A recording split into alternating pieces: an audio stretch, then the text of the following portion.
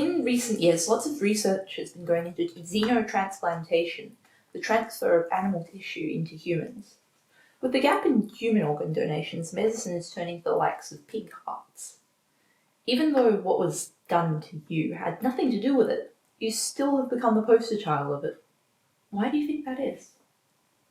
At the end of the day, organisms like you and myself cannot understand much beyond appearances. It does not matter if it is not an actual human ear. The fact that it looks like one is what makes it human. We believe what we see, but so rarely is what we see the entire truth. You've become the crisis of human identity without being human at all. Do you think it's related to these conceptions of appearance? You make it sound like I was the one who did this to myself. Regardless, I think there's a kind of uncanny effect going on here, where too much similarity to a human causes disgust. It's that aversion and fear of the pathological, the sickly and deformed. What is disgust of other humans, if not to weed out mates with undesirable traits and genetics? That's encroaching dangerously into the field of eugenics.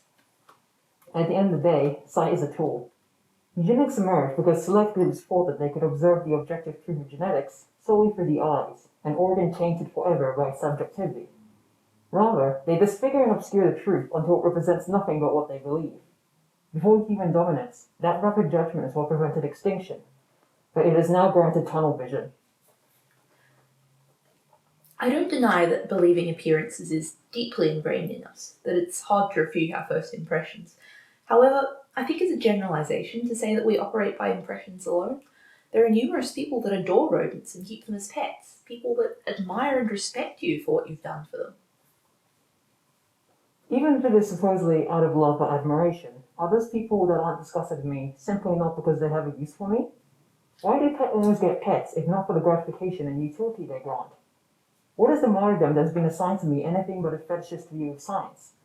In that case, what exactly are all pets to humans?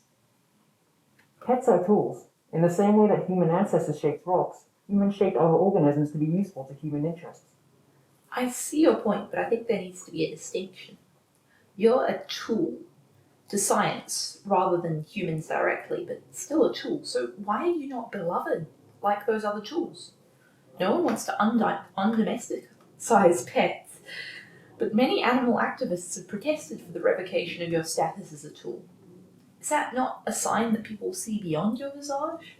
It was never out of concern for me. It was only out of concern for their identity being threatened by my existence.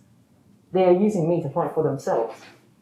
Many people assumed I was genetically modified, when that year is just a protrusion of myself. I have been morphed, sculpted into the form of a human, but it is still all my flesh. How can they claim to sympathize and fight for me when they don't even understand what exactly I am? They are the same as the scientists which they villainize for objectifying me. In seeing you, they see a version of themselves they fear. Precisely. They infer about what is beyond the skin by what they know about themselves, and what is beyond under your skin, you. But doesn't that prove that it's possible to think and see beyond your flesh? Of course it is. However, seeing past my appearance is a difficult task with the spite of genetics. The spite of genetics? Genes have a memory of the history of ancestors and their environments. Changes in genetic expression, the way in which they behave, change in response to life-altering effects. It is not that they have a will, but it is rather upon their inherent function that they have a memory. The Dutch famine birth cohort had similar epigenetics and physiology to their starved ancestors, even despite proper nutrition, is an example of that memory? Yes, a memory so strong and potent that it cannot be let go, regardless if it brings more pain than benefit. And how exactly does this memory relate to you? The Black Death, one of the most fatal events in human history. The image of rats was forever changed by their role in this event, or rather, the perception of their role. Rats were undeniably vectors, but rather than the fleas that transmit the plague, the humans villainized what was far more easily observable. Exactly. Those genes remember how close they were to termination because of me, and they do not forgive easily. It does not matter how much people are aware of the truth, or how much they familiarize themselves with us. The belief that we are always destined to bring disease refuses to leave. How can you possibly have a chance of connecting with humans when you're the icon of something with death in the name? Still, can you really say that with confidence that such recent history can impact biology? What about snakes? primordial enemy. You are detested far more than snakes, yet people don't have an innate fear of you. The first encounters with snakes occurred long before humans even existed, in an era where culture was still evolving. The Black Plague was certainly a far more recent first encounter, but the antiquity of snakes is nothing compared to the power of culture. It is a cultural evolution, a meme. Then the memory is transferred from meme to gene, as people who had an aversion to rats were more likely to reproduce. Yes, no one is born fearful of rats. It is learnt. However, the meme is so powerful that the gene bends to its will, in turn trying to make humans submit to it. About submission, we discussed tools earlier. Rodents are crucial tools in science due to the physiological similarities to humans.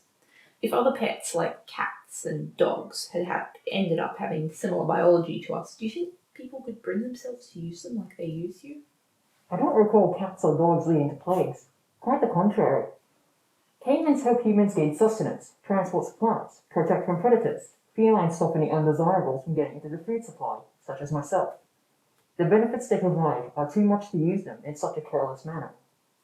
Furthermore, these tools are of emotional significance. They are precious objects that give the rarity of comfort. And they did a study about what people thought about you. Most of the reactions are what you would expect, but they also interviewed candidates for xenotransplantation with pig hearts who didn't really see you as anything extraordinary. Why do you think that is? People don't want to think about anything that can change human identity, but the threat of death inspires many actions not otherwise considered. Thoughts of mortality break some people, but it leads to a crucial reassessment of what is truly important in others. Genetics are spiteful, but they are not stupid. They're resourceful. They know when compromises are necessary for survival. Are you proposing that keeping mortality in mind is how humans can overcome that memory? Not so much mortality, but the factors and agents that shape your life rather than your death. Do not treat your fellow organisms like tools or other beings that happen to live in your world, but rather as companions.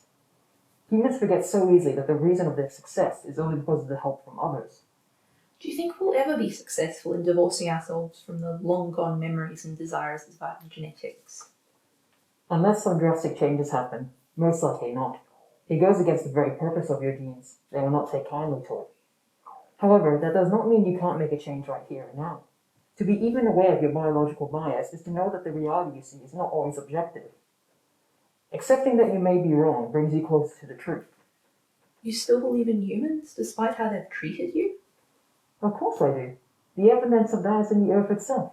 Fossils of healed femurs, something that should be impossible if survival of the fittest didn't take compassion into consideration.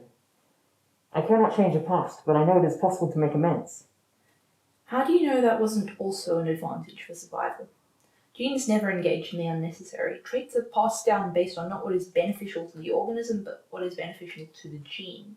Altruism is favourable as it helps the propagation of genes, not because we believe the act of action to be kind. To believe what you see is purely objective is a critical error, but to believe that you are, as an individual, wholly subjective and therefore meaningless is also an error. Surely you are aware of how many have been driven to insanity or suicide by that thought? Yes, I see what you mean. Human existence is subjective, yet it can exist in the world objectively.